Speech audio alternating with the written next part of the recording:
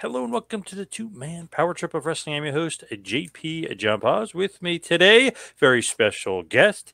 He is the author of a brand new book about pro wrestling, Blood in the Holler. He's Mr. David Sangiao-Parga. David, welcome to the two-man power trip. How you doing? Hi, John. Thanks for having me. It's great to be here. What's going on in your world, and what is this new book? What's this new venture? Well, it's it's new for everybody else, but it's something I've been working on for years. I had an idea that started out as a short story about a wrestler walking into a diner and having some trouble there, and it just kind of blew up into this novel. I love it. Where does like the idea come from? Like, it just popped in your head, or is there something deeper to it? Well, there's a couple of ways it came from. I mean, the initial concept for the plot came from, and you've probably heard the story about Shawn Michaels in that bar fight with the Marine, right? Yep. Yeah, Oh yeah. yeah.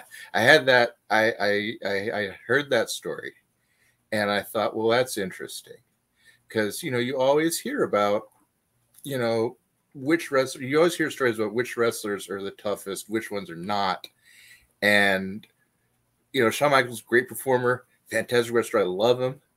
Always heard he's not the toughest guy on the roster. Never has been. Sure. Fine, but a lot of times the ones that are not the ones at the very top, like Meng. Always hear the stories about Meng, but he was never one of the top guys. But everybody was terrified of him, you know. Yep. And I wanted to really dig into some of that, and see, some of these guys, some of which are actually tough, some of which are not, but they portray it, and what would happen if they were in a position where they had to kind of call on everything that they do in the ring to get themselves out of a real problem like that. I love it. So just tell us about the book. What it's about in depth. Like why would everybody love this book? Because it's a pretty damn cool idea. Oh, well, thank you. Yeah, I think that there's a lot of appeals to it for a lot of different types of people. There's not a lot of books. Actually, I don't think there's really any fiction books about wrestling. There's tons of memoirs out there. Mick Foley, Chris Jericho, all kinds of people have written tons of memoirs. But as far as actual novels, fictional stories where wrestlers are the main characters, I've looked. I'm going to find any except Tatum Brown that Mick Foley wrote years and years ago, which is Right. good, Yep. but that's about the only one. And that's only like kind of a side thing. It's like the main character was a wrestler. His dad was the wrestler. So you never had this. And I thought, well, people that enjoy wrestling, they get crapped on a lot because everybody says, oh, wrestlers, people who like wrestling, they don't read, they don't do this or that, they're not highly educated, stuff like that. That's crap. I know it's crap. You know it's crap, but the general public doesn't think that. So I thought, I need a book that's going to show people that wrestling is just the same as everything else. You can write a book. Stephen King can write a book about a baseball player or baseball fan. You can write a book about wrestling and have it be at the same tier, same level, Yep. no difference. And it was really important to me to get that idea across. So what is the book about though? Like as you dig deeper into it, I know this is pretty cool because it's such a unique idea. Yeah, it's about these five wrestlers who are traveling. They're in a it's a made up territory, but it's the general idea. It's a Midwest American wrestling back in 1997, right around the time the territories are really starting to shrink. WWE is gobbling them all up. Everything's going to kind of go kaput.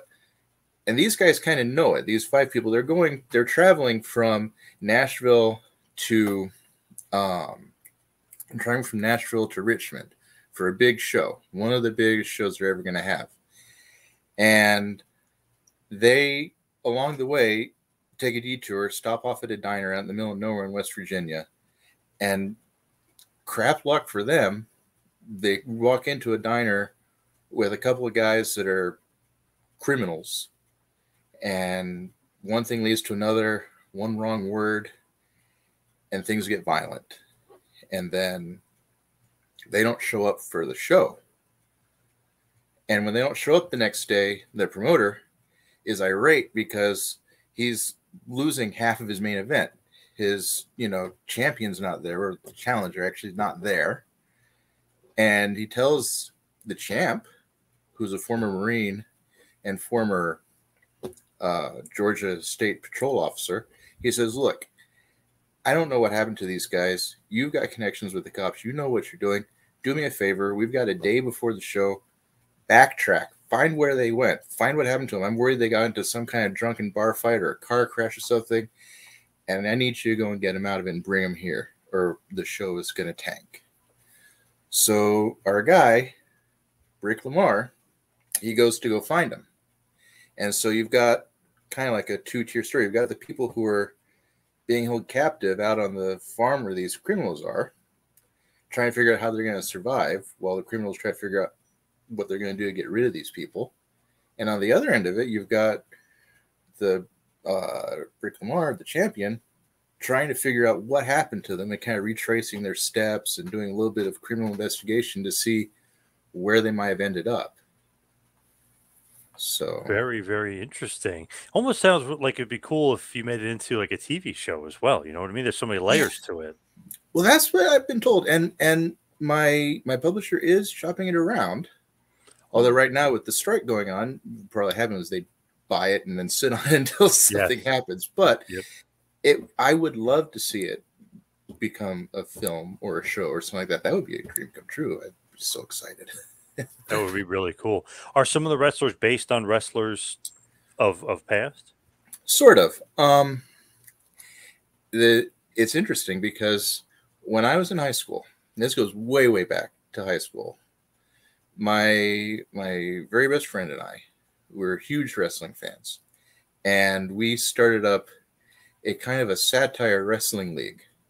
And we called it DAM with an exclamation point, Championship Wrestling. And the idea of it was it was kind of like a satire of what was going on in the Attitude Era, Monday Night Wars type stuff. And we would type up these basically screenplays of different episodes. And we put them on a website, GeoCities at the time. Right, yeah. And actually, we started to get fans at our school, people that would read it and people that were interested in it. And of these characters that we created, we had a whole roster of about 40 characters. They all had their own entrance music. They all had their own move sets and everything. And we've just kind of hung on to them for 25 years now. And so what I did was when I had the idea for the book, I was like, well, what are we going to do with these characters? And so I took the people we created, I took some of them, I put them in there. Now, there are some amalgamations there. Like our main character, the main guy, is a wrestler named Gigolo.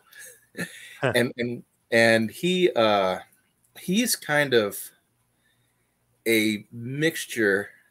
When I created him, he was kind of a mixture of Shawn Michaels and Steve Austin. Like, what if you just smashed them together? What would you get? With a little bit of Val Venus sprinkled in. And so he was the first main guy. And now, once you plug him into this novel, the archetype of who they are changes. Like Gigolo in the book, now he's no longer just what we dreamed him up as in high school. Now he's a full-fledged character. He's got a wife. He's got a kid. He's got issues he's dealing with. Like, oh, he's getting old now. And this is as far as he's going to make it. He's never going to make it to WWE. He's never going to be even on the card at WrestleMania, let alone the main event. And he's kind of struggling with, what does that mean for him? Did he waste his career? Should he spend more time with his family? Which are things, of course, that I never thought up when I was in high school. Right, of course. That's deep, yeah. Yeah. So everything's changed and evolved since then. So these characters that kind of gestated when I was in high school have grown now into, I think, real full-fledged individual personalities of their own that really start to flourish in the book. And that's one of the things that makes me the most excited about this book, is that these characters that I've spent half my life with at this point, now I get to share them with everybody else and see what everybody else thinks about them. They've been percolating. They've been out there. Yeah. I mean, that's great. Yes. Yeah. When you look at it, like, what's the experience like? Because obviously, like you said, you're a fan, and obviously you kind of knew the characters or where you wanted to go with some of the characters before. But what's the experience writing the book like from beginning to end? frustrating, easy, hard? Like, what's that experience like? Well, it started out, like I said, it's just a short story. It's the idea of, I started working on it when I was, um, after I gotten out of college, but before I went into grad school, and I was working on this short story. And I needed something to send in for my applications for the creative writing program.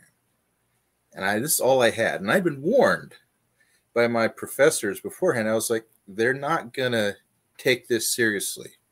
They're going to look down their noses at it. They're going to think this is just silly. This is wrestling.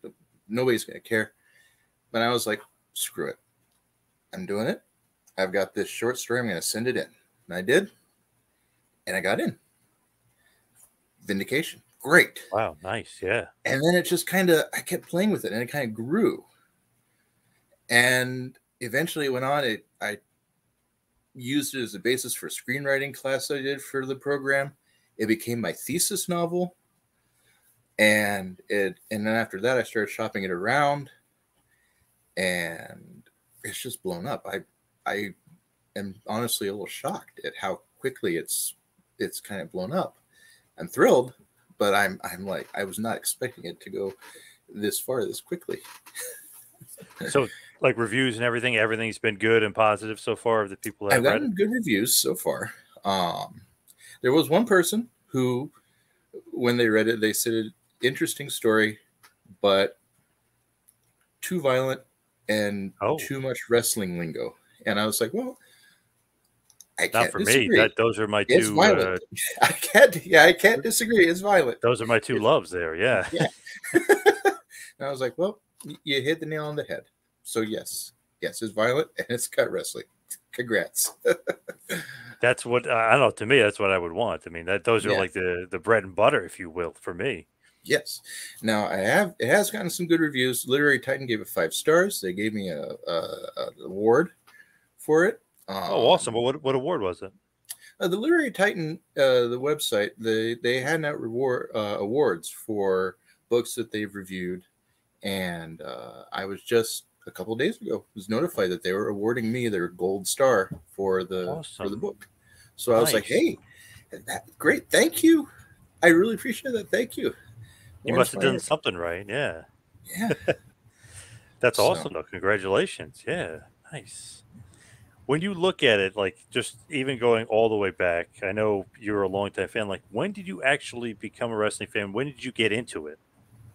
Well, my very earliest memory was watching WrestleMania 6 with my friend, and we were just going nuts. I was cheering for Ultimate Warrior. He was cheering for Hulk Hogan, and we were just going nuts over who was going to win, and it was great. That was my earliest memory, and I didn't have cable, so I always had to watch it at my friend's house, but I remember certain events that really stuck out in my mind. The Warrior-Hogan match, the wedding reception with Miss Elizabeth and Randy Savage with the Cobra. That stuck out in my head more than anything. Great. That and Undertaker putting people in body bags. I loved that stuff. I found it just so fascinating. And it's interesting because when I was getting into all this stuff, my mother was very much not into it. But she did tell me about her own grandmother taking her to a show in WWA back in Indianapolis, way back in like late 50s, early 60s, like that. And she saw Dick the Bruiser. Wow, awesome. There, yeah. And my mom was talking about how her grandmother, and it is like I said, just a small town Indiana girl, starts getting all crazy and swearing up and down at the guy that Dick the Bruiser's fighting. So my mother says she got so upset. She's like, Grandma, I never heard you use such language. And she waves her hand at my mom and she says, oh, it's just for fun. Just get into it.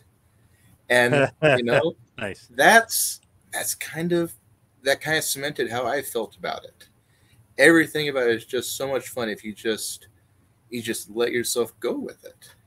Get into it. Enjoy it. Agree. Yeah. Totally agree.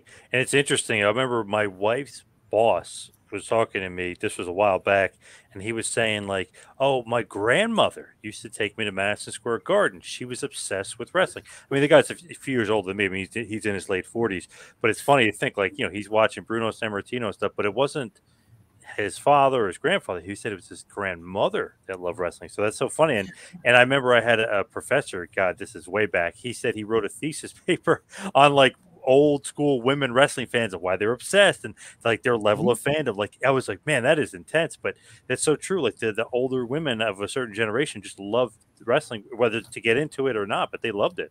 Yeah, I know. And that was also one of the things that I kind of wanted to touch on in my book. There is one female wrestler in it, and she's very much not of the mold of the typical women you see wrestling at that time. She's called Goth Girl, and she's more like a Paige or Rhea Ripley, which you might see now. But back then, it was more like a Luna Vachon type. But in the 90s, people like Luna Vachon or Nicole Bass and stuff like that, they could be big, intimidating, brawny people, but they weren't treated as like desirable or even somebody the camera should focus on. They always was focused on Sable and stuff like that. And there's a whole thing about Goth Girl wondering if she's just wasting her time because her moniker is the Hardcore Queen. She uses the barbed wire baseball bats and stuff, and the promoter gets upset with her because he doesn't want her making his prettier female wrestlers bleed and stuff like that. It opens with them doing a pudding match, and she tries to get a chair to use, and he gets really upset. He's like, "You use that chair, I'm going to dock your pay. Put it away." And I liked focusing on the idea of like this, where women were at that point and how they dealt with it. She's struggling at the time of, should I go to Japan? Should I go to Mexico? Or do I want to stay in America? And those are the sort of things she's dealing with when all this crap hits the fan. So I did want to touch on that with women, the role that women have in wrestling and how, they dealt with some of those aspects of it back then. Oh, absolutely, for sure. With you going back to your first memory, well, Warrior fan, what is going on? Warrior over Hogan? I can't believe it. I like Hogan in general, in concept. I just was never a huge Hulk Hogan fan. Oh, wow. I liked all the other people around him. I loved Jake the Snake. I loved Undertaker. I was thrilled when Undertaker beat Hogan for the title and all this sort of stuff. I was excited about that stuff. Nothing to take away from Hogan. He's great. And, but I liked him better as a heel anyway. I just, and obviously at the time I was too young to really understand Warrior's limitations.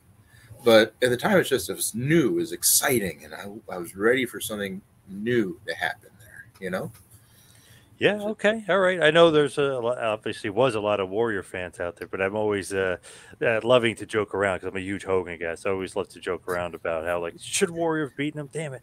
I mean, it's a great moment, obviously, and it was a great match. But I always like, damn it, should Warrior have beaten Hogan? I was at the time when I was a kid very upset. I know that. Yeah.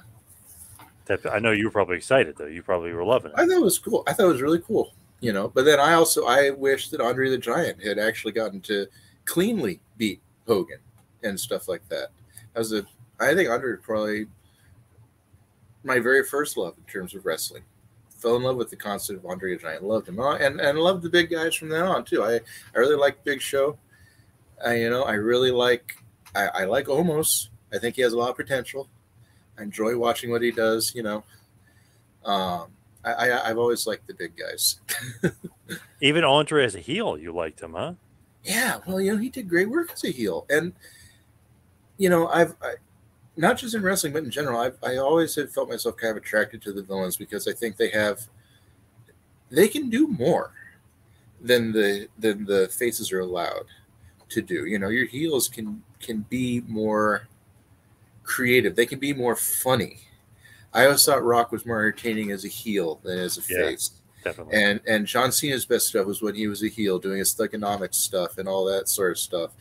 And it's stuff that they kind of don't let you get away with as a face because you can't be too much of a jerk. You can't be too over the edge. I think Austin was the only one who could kind of take it to that level. Because Yep. even when Austin was a heel, there wasn't a whole lot different. They had to have him. He had to beat Lita with a chair to get people to boo against him. And Pretty so, much. Yep. with some people, it's just hard to make them heel. But I do like the heels. I do like the way they work. And it is funny with Austin. It's like he basically was a heel, but he's a babyface. Like the way he worked, the way he kind of cheated, and the middle finger, the drinking beer, just obviously right time, right era as far as being a babyface. But it's funny, some of the stuff he did was like that's pretty heelish in another era, pretty heelish. Yes, pretty heelish, but and it is interesting. And that's one of the other things I kind of touch on in my book when I think about it, because Austin got his big thing with his whole Austin 316 speech. And that came from Jake the Snake. Another one of my favorites. Love Jake the Snake. And at the time, they were portraying him as like he's this washed up guy. That was the King of the Ring story for him at that time. Washed up guy. He's getting older. Can't do it the way he used to anymore. Just wants one last chance. And here comes that dastardly Austin going to snatch that chance away from him. And it's kind of funny because he's like, at the time, Jake the Snake was the same age as AJ Styles, Damian Priest, LA Knight. They're all that age now. Yep. Bryan Danielson, they're all in their 40s, just like Jake the Snake was, but it's different now than it was then. And that's kind of something I wanted to touch on. These guys were getting older, but they're not. If it was today, they wouldn't be older. They would just kind of be like in the middle of their career, not coming towards the end of it. Yep. And so that's kind of something I wanted to touch on too. The way that we look at them has changed, Definitely. Do you watch a lot of current wrestling? I try to. I've got 4 kids. Some of them, the youngest one is 9, so I've got to be careful about it. I was watching SummerSlam with my son when the main event was Lesnar versus Orton, and I was so excited for that. I've been wanting to see those two go at each other for years. And I was telling my son, like, this is going to be great. These two are great. You're going to have a lot of fun with it. And then it ends with Brock Lesnar basically mauling Randy Orton and elbowing his head open. And my wife was like, what the hell are you doing? Where are you letting him watch? I was like, it's PG. Yeah, it's supposed to be PG. I'm sorry. So I had to be careful. AEW, right out. Can I have AEW on? While the kids are there. Yeah. So too much blood and guts. Yeah. So I got to be careful. I catch some matches on my phone when I can and stuff like that. I read up on it and read the trades to see what's going on and everything. And once the kids are a little older, then I can be a little bit more liberal with when I have it on and stuff. But I do try to keep up with it as much as I can. Yeah. When you look at it, do you like it as much as you used to like it? Or it's almost one of the things where it's wrestling, you watch it because you used to watch it. One of those type deals. I think there are things I like about it. There are certain wrestlers I like that I enjoy, that I would watch just for them. LA Knight is becoming one of them. Love LA Knight. Love what he's doing. Love John Moxley. I was really sorry to see Bray Wyatt go. I don't know what's going on with him. I know he's ill right now. Yeah, but he's out. I like him. I like Braun Strowman. Really enjoying Gunther. Some of the storylines, they're not as appealing to me. I mean, I know that everybody thinks that the Bloodline story is great, and it is. I just think it's starting to lose steam now. I'm ready for them to move on and do something else with it. But I think in general, some of it's good, some of it's not. I wish they would find more stuff to do with some of the lower tier guys, and that's for both AEW and WWE. I feel like sometimes they've got so many people, they don't know what to do with them all. And they don't have enough stuff for everybody to do. And everybody complains about Vince Russo, and he had some weird ideas, but he was right. That when he was there, everybody was doing something. When they put SmackDown on, and that was when I first got to watch again, because I didn't have cable, so when they put SmackDown on UPN, I was thrilled. I was like, finally, I can watch something live instead of going to my friend's house to watch Raw that he taped the previous night, and I could watch it live. I could watch it live or well, Yep. live because it was pre-recorded. And the first one I saw, everybody was doing something. Big Boss Man feuding with Al Snow over his dog. You could say it was a silly storyline, but they were doing something, and it Yeah. led to matches. You know, everybody was doing something. The tag teams were all doing something. Edge and Christian feuding with the Hardy Boys over who got to have Terry as a manager. Okay, sure. It's something. It's better than like what Street Profits are doing right now, which is next to nothing. So It's true. Yeah. that's kind of what I wish we would see is more stuff like that. Not everybody has to be fighting over a belt. Just give them something to do. Even like 5 or 6 minutes backstage or something. I wish they would do something like that. But no, it is what it is. Vince Russo fan, huh? Not really.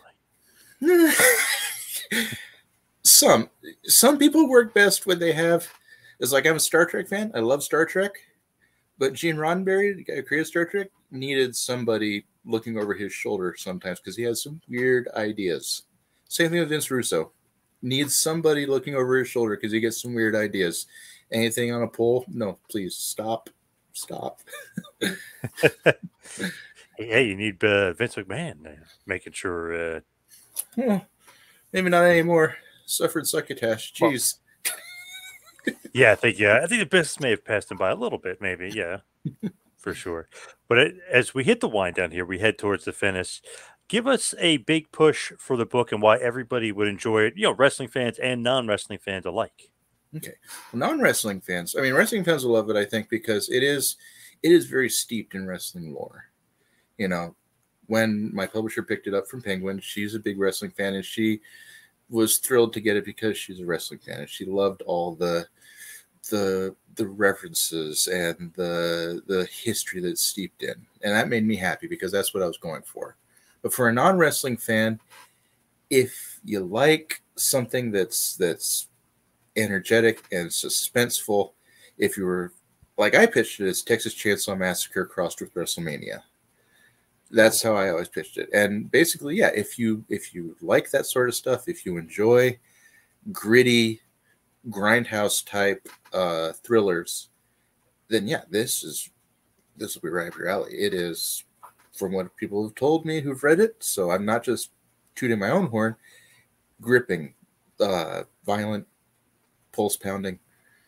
So yeah. I love it. Good stuff. Unique story, different story. Obviously, I'm a huge wrestling fan, so you know I love that stuff. But also, like I said before, it almost comes off like almost like a TV show type because there's a lot of layers to it, and even deeper. I mean, you can kind of dig even deeper, other than just what are these guys going to do? Then it's almost like what is the champion going to do to get him back? He's like the old outlaw trying to the old marshal in town Exactly. trying to save Yeah. save the day, if you will. Yeah. Exactly. Where can everybody get the book? Where can everybody find it? Well, it is for sale. The ebook and the paperback are for sale at Amazon right now. You can pre-order at Amazon, Barnes & Noble, Goodreads, Books A Million, just about anywhere that you could pick one up. Any place that sells books online, it is up for pre-order there. And the good news is, if you can only remember my name is pretty easy to find. There's no other Sangiao-Parga in the country, I guarantee you. So you put my name in there, that book's going to pop right up on the search engine. If you want the audiobook, Penguin's doing the audiobook. It's going to be out. It's on Audible. It's on Google Reads. It's on Apple. Anywhere you can get, like Penguin's the biggest publisher out there. So anywhere you can find an audiobook, it'll be there. So, and that's up for pre-order as well. It is actually, if you get the Audible subscription service right now, it is one of the books they're offering for free if you get the Audible subscription. So you can do that too. I use the Audible subscription. You get a free book every month for it. And I love it. So Well worth it, right? Free yeah. book a month. Definitely well worth it. Mm-hmm. But of course, David, thank you for all the time. Got to say one more time, it is Blood in the Holler, brand new pro wrestling book, a bit of a thriller. and Mhm. obviously there may be a bit of a killer involved too, maybe a couple. Oh, So yeah. Yeah. good stuff. And like I love the way you said it. There's some violence and there's some wrestling. So that Yes. combination alone will do it for me. I love that. Exactly. Well, thank you, John. Appreciate it. Yep. Thank you, David. Thank you for all the time. Really appreciate it.